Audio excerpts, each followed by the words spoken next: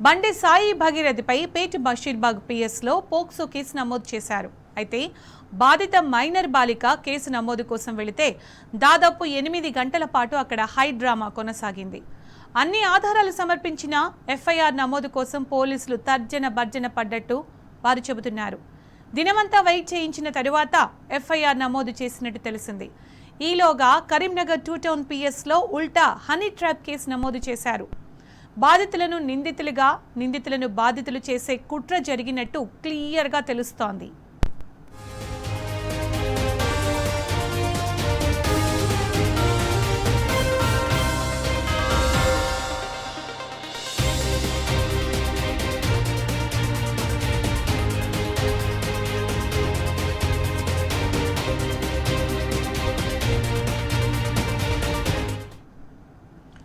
మరోవైపు నిన్న సాయంత్రం 4 గంటలకు ఫిర్యాదు చేస్తే బాలిక కుటుంబం తరఫున ఎఫ్ఐఆర్ రాయలేదు పోలీసులు.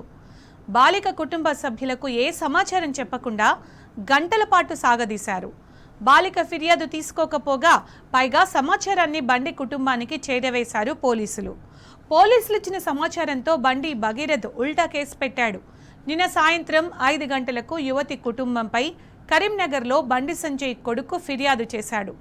వెంటనే ఎఫ్ఐఆర్ నమోదు చేశారు కరీంనగర్ పోలీసులు. ఈ ఎఫ్ఐఆర్లో బాలిక కుటుంబాన్ని దోషులుగా చిత్రీకరించే ప్రయత్నం చేసినట్టు క్లియర్గా తెలుస్తోంది. ఈ ఎఫ్ఐఆర్లో కీలక అంశాలు పేర్కొన్నారు. బాలికతో కలిసి తిరిగినట్టు బండి భగీరథ్ అంగీకరించాడు. బాలిక ఇంట్లో ఫంక్షన్లు, వేడుకలకు హాజరైనట్టు, ఆమెతో కలిసి గుళ్ళు, గోపురాలకు తిరిగినట్టు వెల్లడించాడు భగీరథ్. తమ అమ్మాయిని పెళ్లి చేసుకోకపోతే కేసులు పెడతామని డబ్బులు డిమాండ్ చేసినట్టు ఇందులో పేర్కొన్నారు. ఇదంతా పోక్సో కేసును నీరుగార్చేందుకు చేసిన ప్రయత్నంగా క్లియర్గా తెలుస్తోంది.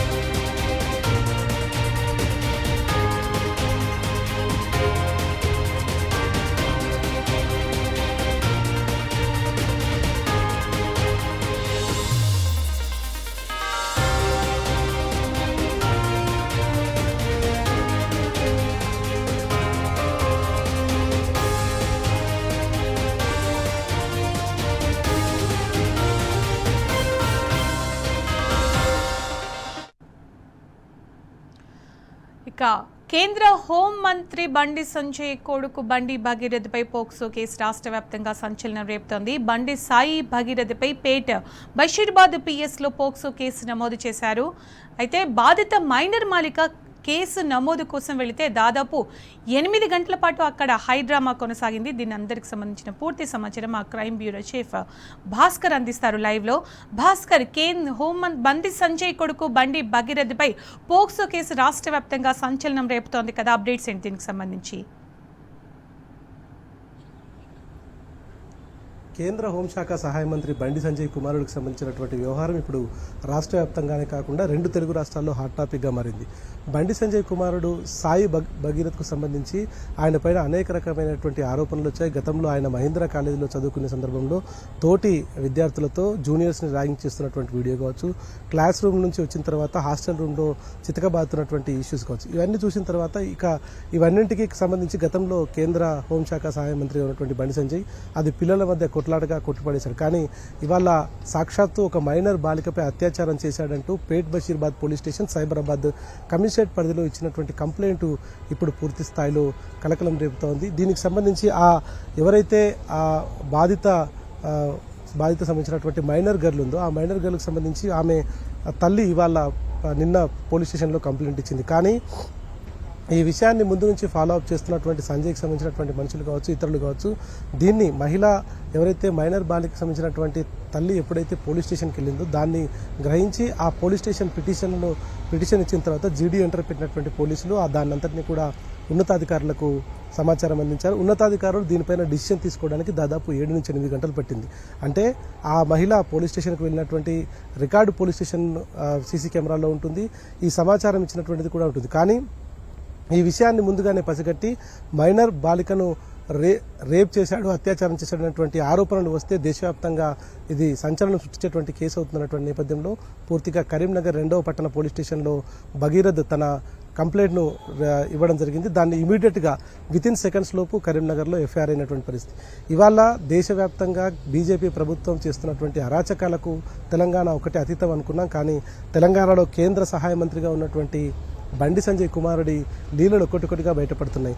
తన కుటుంబంతో సన్నిహితంగా మెలిగినటువంటి వ్యక్తి, తన కుటుంబం ఎవరైతే ఆ మైనర్ గర్ల్ ఉందో ఆ మైనర్ గర్ల్తో వివిధ ప్రాంతాలకు, దేవాలయాలకు, ఇతర ఆ టూరిజం స్పాట్స్కు వెళ్ళొచ్చాడు. ఆ 2 కుటుంబాల మధ్య సన్నిహిత సంబంధం ఉందని చెప్తున్నాడు. వాళ్ళ ఇంటికి వెళ్తున్నానని చెప్తున్నాడు. కానీ ఇవాళ కొద్దిసేపటి క్రితం తెలంగాణ భవన్లో రిటైర్డ్ ఐపీఎస్ అధికారి వీఆర్సీ తీసుకున్నటువంటి ఆర్ఎస్ ప్రమీణ్ కుమార్ డీజీ ర్యాంక్లో వీఆర్ఎస్ తీసుకున్నటువంటి ఆయన చాలా కీలకమైనటువంటి ఆరోపణ చేశాడు. ఆయన చెప్పినటువంటి దాంట్లో డిసెంబర్ 31వ తారీఖు నాడు ఆ బాధిత మైనర్ గర్ల్కి సంబంధించినటువంటి వ్యవహారంలో అత్యాచారం జరిగిందని, ఆ తర్వాత హైదరాబాద్కు ఉత్తర దిశలో ఉన్నటువంటి ఆమె నివాసం ఉన్నటువంటి కోంపల్లి ఏరియాలో మరోసారి చేశాడని, ఆ తర్వాత ఇటు నానక్రామ్గూడ ఏరియాలో మరొకసారి చేశాడని, ఇవన్నీ కూడా ఆ బాధిత మైనర్ గర్ల్ భరిస్తూ వస్తుంది. మెంటల్గా స్ట్రెస్కు గురైంది. ఆ తర్వాత ఆమె డిప్రెషన్కి వెళ్ళడం, వైద్య పరీక్షలు అందించిన తర్వాత ఆమె బయటకు రావడం, తిరిగి కోలుకున్న తర్వాత పెద్ద ఎత్తున ఆయనకు రాజకీయ పలుకుబడి ఉంది. కాబట్టి కేంద్రంలో ఉన్నటువంటి బీజేపీ ప్రభుత్వంలో కీలక వ్యక్తిగా ఉండి తెలంగాణలో ఉన్నటువంటి ముఖ్యమంత్రికి, హోంమంత్రిగా ఉన్నటువంటి రేవంత్ రెడ్డికి సన్నిహిత సంబంధాలు ఉన్నటువంటి నేపథ్యంలో వాళ్ళని ఎక్కడ ఇబ్బంది పెడతారని తెలిసి వాళ్ళు కంప్లైంట్ ఇవ్వకుండా వెళ్ళి చివరికి ఇక ఏదైతే అయిందనేటువంటి నేపథ్యంలో ఒక ఉన్నతమైనటువంటి కుటుంబం, బిజినెస్ బ్యాక్గ్రౌండ్ నుంచి వచ్చినటువంటి కుటుంబం, చదువుకున్నటువంటి కుటుంబం కాబట్టి భార్యాభర్తలు ఇద్దరు ఆలోచించుకొని తన తల్లిని పంపించి కంప్లైంట్ ఇచ్చినటువంటి పరిస్థితి. కానీ కంప్లైంట్ను రిజిస్టర్ చేయడంలో పోలీసులు అలసత్వం కనిపిస్తూ ఉంది. కింది స్థాయి అధికారులకు పైనుంచి తీవ్రమైనటువంటి ఒత్తిడి వచ్చినటువంటి నేపథ్యంలో రాత్రి 10:30 తర్వాత ఎఫ్ఐఆర్ రిజిస్టర్ అయినట్టుగా తెలుస్తోంది. ఈ మొత్తం వ్యవహారం ఒకవైపు ఉంటే ఇక బండి సంజయ్ మాత్రం దీనిపైన ఇప్పటిదాకా ఒక స్టేట్మెంట్ ఇవ్వలేదు. కరీంనగర్లో పీఎంజీ జ్యువెలరీ షాప్కి సంబంధించినటువంటి కాల్పుల ఘటనలో అక్కడికి వెళ్లి పరామర్శించినటువంటి బీఆర్ఎస్ నేతలపైన అవాక్కులు చవాకులు పేరడమే కాకుండా తెలంగాణ ప్రధాత, తెలంగాణను సాధించినటువంటి కేసీఆర్ పైన పదే పదే ఆయన చేస్తున్నటువంటి ఘాటు వ్యాఖ్యలు తెలంగాణ ప్రజలను ఇబ్బంది పెట్టే విధంగా, మనసును నొచ్చుకునే విధంగా ఉన్నాయి. కానీ ఇవాళ తన కొడుకు వ్యవహారంలో బండి సంజయ్ ఎందుకు మాట్లాడటం లేదనేటువంటి అనుమానాలు కలుగుతున్నాయి. పూర్తిగా ఈ కేసును నీరుగార్చేందుకు ఎప్పటికప్పుడు సంప్రదింపులు జరిపి కాంప్రమైజ్ కావాలని ఒత్తిడి తీసుకొచ్చినటువంటి పరిస్థితి చాలా స్పష్టంగా కనిపిస్తోంది. పోలీసులు ఎవరి కోసం పనిచేస్తున్నారనేటువంటి కనీసం అర్థం కానటువంటి పరిస్థితి తెలంగాణలో ఉంది. ఓవైపు రాష్ట్రంలో అన్నదాతల పరిస్థితి, నిరుద్యోగుల పరిస్థితి, అభివృద్ధి సంక్షేమ పథకాలు ఆగిపోయి ఇబ్బంది పడుతున్నటువంటి నేపథ్యంలో రౌడీ మూకలు విచ్చలవిడిగా చెలదేగుతున్నటువంటి పరిస్థితి. నేషనల్ క్రైమ్ రికార్డ్ బ్యూరో ప్రకారం ఇప్పటి వరకు రాష్ట్రంలో గతంతో పోలిస్తే ఇప్పటి వరకు 9% క్రైమ్ రేట్ పెరిగిందంటే మనం క్రైమ్ రికార్డులో టాప్ 10లో ఉన్నామనేటువంటి సంగతి కూడా మర్చిపోయినటువంటి ప్రభుత్వం. ఎందుకంటే సాక్షాత్తు తెలంగాణ ముఖ్యమంత్రి రేవంత్ రెడ్డి ఆయన హోంమంత్రిగా కూడా వ్యవహరిస్తున్నారు. ఎప్పటికప్పుడు రివ్యూలు పెట్టకపోవడం, కింది స్థాయి అధికారులు ఆత్మస్థైర్యాన్ని నింపకపోవడం, దీంతో లంచగొండి అవతారెత్తున్నటువంటి పరిస్థితి కనిపిస్తోంది. నిజంగా ఈ ఇన్సిడెంట్స్ అన్ని చూస్తూ ఉంటే కొంత బాధ కలుగుతూ ఉంది. ప్రశాసన్ నగర్లో రిటైర్డ్ డీజీ భార్యను హత్య చేసి పారిపోయినటువంటి నేపాల్ గ్యాంగ్ జరిగినటువంటి సంఘటన ఎప్పుడు 2 లేదా 3 వాళ్లకు 2+2 గన్మెన్ ఉంటారు. రిటైర్ అయినటువంటి వాళ్ళకు వాళ్ళ ఇంట్లో ఉన్నటువంటి గార్డులు ఉండగా నేపాల్ నుంచి వచ్చినటువంటి గ్యాంగు నోట్లో గుడ్డలు పెట్టి ఆ రిటైర్డ్ ఐపీఎస్ భార్య సునందన్ చంపి పారిపోయినటువంటి పరిస్థితి కనిపిస్తోంది. ఇదిలా ఉంటే ఇవాళ ప్రధానంగా చెప్పుకోవాల్సినటువంటి అంశం కేంద్ర హోంశాఖ సహాయ మంత్రి రాష్ట్రంలో జరుగుతున్నటువంటి శాంతి భద్రతల మీద ఆయనకు అవగాహన లేదు. కనీసం కరీంనగర్ వరకే పరిమితమైనటువంటి కరీంనగర్ నుంచి 2 సార్లు ఎంపీగా గెలిచి కేంద్ర హోంశాఖ సహాయ మంత్రిగా ఉన్నటువంటి సంజయ్ ఈ విషయం మీద మాట్లాడాడు. తన కొడుకు పైన అనేక సార్లు ఆరోపణలు వచ్చినటువంటి నేపథ్యంలో ఎందుకు రెస్పాండ్ కాడనటువంటిది ఒకటి. ఇక ఇట్లాంటి వ్యవహారం కొనసాగిస్తున్నటువంటి వ్యక్తులను గతంలో బీఆర్ఎస్ పార్టీ ఉన్నటువంటి సందర్భంలో మానవ మృగాలను వెంటాడి వాళ్లను చట్టం ముందు నిలబెట్టినటువంటి పరిస్థితి. ఇవాళ వరుస ఘటనలు జరుగుతూ ఉంటే కనీసం పట్టించుకున్నటువంటి పరిస్థితి. పైపెచ్చు దీనికి సంబంధించినటువంటి వ్యవహారంలో పోలీసులపైన ఒత్తిడి తీసుకొచ్చి కేసును నీరుగార్చున్నటువంటి పరిస్థితి కనిపిస్తోంది. నిజంగా ఇంత పెద్ద ఇన్సిడెంట్ జరిగితే ఎందుకు ఎఫ్ఐఆర్లో కేవలం 3 సెక్షన్లే పెట్టారనేటువంటిది కొద్దిసేపటి క్రితం రిటైర్డ్ అధికారి ఆర్ఎస్ ప్రవీణ్ కుమార్ ప్రశ్నించినటువంటి పరిస్థితి కనిపిస్తోంది. బిఎన్ఎస్ యాక్ట్ 74, 75తో పాటు పోక్సో యాక్ట్కి సంబంధించి 11 రెడ్ విత్ 12 యాక్ట్ను కూడా నమోదు చేశారు. ఇవి మొత్తం కూడా 7 సంవత్సరాల లోపే ఉన్నటువంటి పరిస్థితి. 7 సంవత్సరాల పైబడి ఉంటేనే కోర్టు ఆయనకు జైలు శిక్ష విధిస్తుంది. కానీ ఇక్కడ ఎక్కడ కూడా చాలా చాకచక్యంగా వ్యవహరిస్తున్నటువంటి పోలీసులు రేవంత్ రెడ్డికి సహాయకుడిగా ఉన్నటువంటి బండి సంజయ్ కుమారుడిని కాపాడడానికి సహాయం చేస్తున్నటువంటి తీరైతే చాలా స్పష్టంగా కనిపిస్తోంది. ఇవాళ అర్ధరాత్రి 12 గంటలకు ఆడపిల్ల ఒంటరిగా తిరిగినప్పుడే నిజమైన సొంతం అని చెప్పినటువంటి గాంధీజీ మాటలను ఒకవైపు మనం నిన్న చూసాం. సుమతి రాచకొండ కమిషనరేట్ ఇప్పుడు మల్కాజ్గిరిగా మార్చేద్దాన్ని. ఆ మల్కాజ్గిరి కమిషనర్గా బాధ్యతలు తీసుకున్న తర్వాత దిల్సుఖ్నగర్ బస్ స్టాప్లో దాదాపు 4 గంటలు ఆమె ఒంటరిగా తిరిగితే దాదాపు 20 నుంచి 30 మంది యువకులు అల్లరి మూకలు ఆమెను ఇబ్బంది పెట్టేటువంటి పరిస్థితి తీసుకొచ్చారు. ఒక బ్లూ కోడ్ లేదు, పెట్రోలింగ్ వెహికల్ లేదు. ఇవన్నీ కేసీఆర్ ముఖ్యమంత్రి అయిన తర్వాత పోలీస్ శాఖకు పెద్దపీట వేసి అనేక రకాల వాహనాలతో పాటు వాళ్ళకు అత్యాధునిక సాంకేతిక టెక్నాలజీ ఇవాళ అన్ని పక్కన పోయినటువంటి పరిస్థితి కనిపిస్తుంది.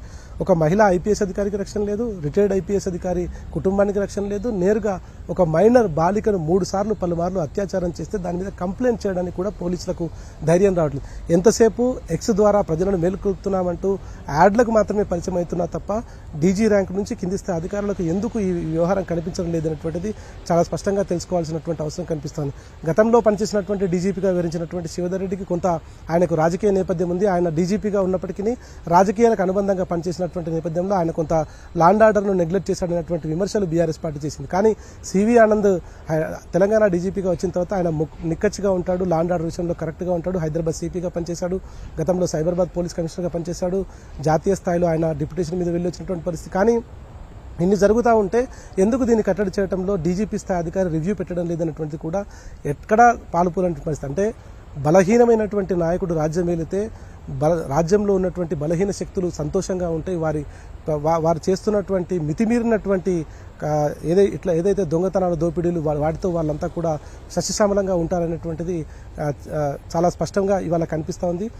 ఏం జరిగినా ఇవాళ సంజయ్ విషయంలో, బండి సంజయ్ విషయంలో ఎంతసేపు రాజకీయాలకే పరిమితమై 2.5 ఏళ్ల కాలంలో కాంగ్రెస్ను ఒక్కసారి కూడా ఒక్క పల్లెత్తు మాట అన్నటువంటి సంజయ్ తన కొడుకు తప్పు చేస్తే కనీసం దానిపైన ఇప్పటివరకు మాట్లాడలేదు. పైపెచ్చు కాంగ్రెస్ పార్టీ సపోర్ట్ తనకు ఉందనేటువంటి చాలా స్పష్టంగా తెలుస్తోంది. నిన్న 24 గంటలు అవుతోంది. నిన్న ఆ మైనర్ బాలికకు సంబంధించినటువంటి కంప్లైంట్ రిసీవ్ చేసుకున్నటువంటి పోలీసులు రాత్రి ఎఫ్ఐఆర్ చేశారు. పోక్సో చట్టం ప్రకారం ఆ బాలికను భరోసా సెంటర్కైనా తరలించి అక్కడ రికార్డ్ చేయాలి, ఆమెకు సంబంధించినటువంటి స్టేట్మెంట్, లేదంటే మెజిస్ట్రేట్ దగ్గర రికార్డ్ చేయాలి. ఇవే మాటలు గతంలో కరీంనగర్ ఎంపీగా పనిచేసి కేంద్ర హోంశాఖ సహాయ మంత్రిగా అయినటువంటి బండి సంజయ్ పలుమార్లు చెప్పినటువంటి పరిస్థితి. ఎందుకు ఏం జరుగుతుంది అనేటువంటి వ్యవహారాన్ని ఇవాళ తన వరకు వచ్చేసరికి తన కూతురు లాంటి వయసు, తన కొడుకు లాంటి వయసు ప్లేస్లో తన కూతురు లాంటి వ్యక్తి ఉండుంటే, ఆ మైనర్ బాలిక ఉండుంటే బండి సంజయ్ ఇట్లాగే రెస్పాండ్ అయ్యేవారు. బీజేపీ నాయకులు ఇవాళ ఆ మైనర్ బాలికకు న్యాయం చేసే వ్యవహారంలో తాము దేశాన్ని మొత్తం ఉద్ధరిస్తున్నామంటూ జై శ్రీరామ్ అంటూ వస్తున్నటువంటి నాయకులు ఎందుకు ఇవాళ మౌనం వహిస్తున్నారు? బీజేపీలో ఉన్నటువంటి మహిళా నాయకురాలు ఎందుకు దీన్ని ప్రశ్నించడం లేదు? కనీసం టీవీ డిబేట్లలో తాము గొప్ప దేశభక్తివాదులం అని చెప్తున్నటువంటి నేపథ్యంలో సరే ఆ దేశభక్తిని ఎంతవరకు చాటుకున్నా ఇట్లాంటి ఇన్సిడెంట్ జరిగితే తమ పార్టీ నాయకులు చేస్తుంటే, తమ పార్టీకి సంబంధించినటువంటి కేంద్ర మంత్రి చేస్తుంటే ఎందుకు మౌనం వహిస్తున్నారనేటువంటి సమాధానం బీజేపీ మహిళా లోకం చెప్పాల్సిన అవసరం కనిపిస్తోంది. తనకు తల్లి ఆవేదన, ఒక మైనర్ బాలికకు జరిగినటువంటి అన్యాయం పట్ల ఒక మహిళ తన తల్లిగా తన ఆవేదన వ్యక్తం చేస్తే కనీసం పట్టించుకున్నటువంటి బీజేపీ మహిళా లోకం ఎందుకు నిశ్శబ్దంగా ఉందన్నటువంటిది మాత్రం ఇవాళ అర్థం చేసుకోవాల్సినటువంటి అవసరం కనిపిస్తోంది. అభివృద్ధి సంక్షేమ పథకాలు నడవకుండా కేవలం లాండ్ ఆర్డర్ను పూర్తిగా డిస్టర్బ్ చేసి ఎంతసేపు పైరవీల కోసమే పోలీసులు పనిచేస్తున్నటువంటి వ్యవహారం కనిపిస్తోంది. ఇవాళ ఏసీబీ ట్రాపుల్లో చాలా వేల మంది ఇవాళ ఏసీబీ ట్రాప్ అవుతున్నటువంటి పరిస్థితి కనిపిస్తోంది. గంజాయి విచ్చలవిడిగా పెరిగిపోతుంది, డ్రగ్స్ విచ్చలవిడిగా పెరిగిపోతుంది. విశ్వవిద్యాలయం నుంచి కింది స్థాయి స్కూళ్ళ వరకు, ఇంటర్నేషనల్ స్కూళ్ళ వరకు డ్రగ్స్ పాకిందంటే ఇది ఎవరి ఫెయిల్యూర్? అత్యంత ప్రతిష్టాత్మకంగా మొదలుపెట్టినటువంటి ఈఓడబ్ల్యూ ఎందుకు దీంట్లో పనిచేయడం లేదు? మొన్ననే డీజీపీ సివి ఆనంద్ దీనిపైన రివ్యూ నిర్వహించారు. ఒకవైపు ఇవన్నీ జరుగుతూ ఉంటే ఎందుకు ఇంత క్రైమ్ రేట్ పెరిగిపోతుంది అనేటువంటిది కూడా ఆలోచించాల్సిన అవసరం కనిపిస్తోంది. కానీ ఇప్పటి వరకు రాష్ట్రంలో జరుగుతున్న అన్ని పరిణామాల నేపథ్యంలో ఒక విషయం మాత్రం స్పష్టంగా కనిపిస్తోంది. కాంగ్రెస్ నాయకుల అడుగులకు మడుగులెత్తుతూ వాళ్ళకు సహాయం చేస్తున్నటువంటి ఇతర పార్టీ అంటే బీజేపీ పార్టీకి సంబంధించినటువంటి నాయకులకు మాత్రం చాలా స్పష్టంగా సహాయం జరుగుతోంది. నిజంగా 3 సార్లు అత్యాచారం జరిగిందా లేదా అనేటువంటిది మనకు తెలియదు. కానీ వస్తున్నటువంటి ఆరోపణలు, కంప్లైంట్ కాపీ ఇచ్చినటువంటి మైనర్ బాలిక తాను ఇచ్చినటువంటి కంప్లైంట్ ఆధారంగా కేసు రిజిస్టర్ చేశామని చెప్తున్నటువంటి పేట్ బషీరాబాద్ పోలీసులు అంతకు ముందే కరీంనగర్లో సడన్గా ఎందుకు కేసు రిజిస్టర్ అయింది? దీన్ని రెగ్యులర్గా ఫాలోఅప్ చేస్తున్నటువంటి పోలీసులు అంత గ్యాప్, మనం పిటిషన్ తీసుకున్న తర్వాత జీడీ ఎంటర్ పెట్టిన తర్వాత ఒక మహిళ తన కంప్లైంట్ ఇచ్చిన తర్వాత ఇమీడియట్గా ఎవరైనా సరే గతంలో బీఆర్ఎస్ ప్రభుత్వం ఉన్నప్పుడు కంప్లైంట్ తీసుకొని ఫస్ట్ ఎఫ్ఐఆర్ చేసి తర్వాత ఎంక్వైరీ చేయాలనేటువంటి సందేశం ఉంది. కానీ ఇవాళ ఆ సమాచారాన్ని పక్కన పెట్టి కంప్లైంట్ తీసుకున్న తర్వాత పైనుంచి వచ్చినటువంటి ఒత్తిళ్లతో ఎందుకు పోలీసులు తలొగ్గుతున్నారనేటువంటి విషయం పైన ఇంతవరకు క్లారిటీ లేదు. ఇక మరోవైపు కరీంనగర్లో ఆయన ఎన్ని గంటలకు పోలీస్ స్టేషన్కి వెళ్ళాడో తెలియకుండా కనీసం దాన్ని ఎంక్వైరీ చేయకుండా ఇచ్చినటువంటి పిటిషన్ను ఎఫ్ఐఆర్ చేసినటువంటి పరిస్థితి. 50,000 రూపాయలు తాను ఇచ్చానని చెప్తున్నాడు, తన కుటుంబంతో సన్నిహిత సంబంధం అని చెప్తున్నాడు. 50,000 రూపాయలు ఎక్కడి నుంచి ఇచ్చాడనేటువంటిది కూడా ఆ ప్రూఫ్ చూపించినటువంటి పరిస్థితులు ఉంది. ఆగమేఘాల మీద ఒక అమ్మాయి జీవితాన్ని ఆగం చేయాలన్నటువంటి వ్యవహారంతోనే సంజయ్తో కలిసి ఇవాళ రాష్ట్ర ప్రభుత్వం నడుస్తుంది. తన కొడుకును కాపాడే కుట్ర జరుగుతుంది. మైనర్ బాలికకు న్యాయం జరిగితేనే నిజంగా ఈ రాష్ట్రంలో లా అండ్ ఆర్డర్ ఉన్నట్టు అనేటువంటిది చాలా స్పష్టంగా బీఆర్ఎస్ చెప్తోంది. ఇప్పటికైనా దీన్ని గ్రహించి బీజేపీ నాయకులు కావచ్చు, ఇక్కడ బీజేపీకి వంతపాడుతున్నటువంటి రేవంత్ సర్కార్ కావచ్చు, మైనర్ బాలికకు న్యాయం చేస్తారా లేదా చూడాలి. లేదంటే దీనిపైన సిబిఐ ఎంక్వైరీ కోతామనేటువంటిది బీఆర్ఎస్ పార్టీ డిమాండ్ చేస్తోంది. ఏది ఏమైనా చట్టాలు ఎవరికి చుట్టాలు కావు. నిజంగా అన్యాయం జరిగితే బాధితుల పక్షాన పోలీసులు ఉండాలనేటువంటిది వాళ్ళు పోలీసు ఉద్యోగంలోకి వచ్చిన తర్వాత చేసేటువంటి ప్రేరణ ఏదైతే ఉందో ప్రజల ధనమాన ప్రాణాలను కాపాడతామనేటువంటి దాన్ని మరొకసారి గుర్తు చేసుకొని ఖచ్చితంగా ఆ విధంగా ముందుకు వెళ్తేనే ప్రజలను కాపాడుకున్న వాళ్ళు అవుతారు. ఇంతో కొంత తెలంగాణకు ఉన్నటువంటి మంచి పేరు నిలబడుతుంది అనేటువంటిది మాత్రం తెలంగాణ సమాజం కోరుకుంటుంది. Sunitha. Right Bhaskar, thank you. Thanks for the updates.